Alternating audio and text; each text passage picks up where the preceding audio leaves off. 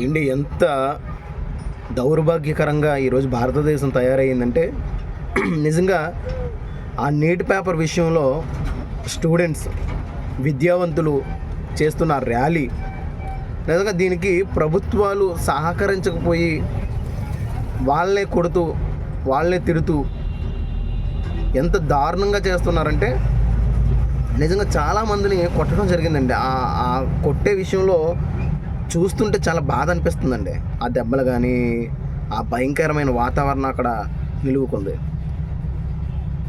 ఇంత జరుగుతున్నా సరే ఇంచుమించుగా 13 మంది చనిపోవడం జరిగిందని చెప్పేసి చెప్తున్నారు. అది ఇంకా రికార్డు కాలేదు.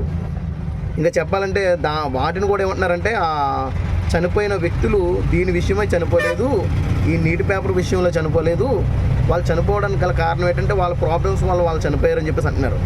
కానీ నిజానికైతే ఆ నీటి పేపర్ విషయంలోనే ఆత్మహత్య చేసుకున్న వారు ఇప్పటికి 13-14 మంది వచ్చారు.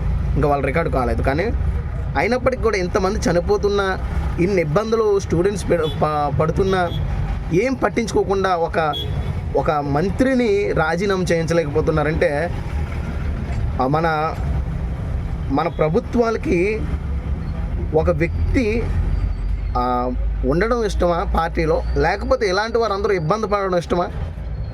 ఒకసారి ఆలోచించండి. ఒక మంచి నిర్ణయానికి ఈరోజు ప్రభుత్వం రావాలండి. అలాంటి వ్యక్తిని రాజీనామా చేయించడం మంచిది. ఎందుకంటే ఆయన ఇది ఒక్క కేసే కాదు, ఆయన మీద చాలా కేసులు ఉన్నాయి, చాలా ఆరోపణలు ఉన్నాయి.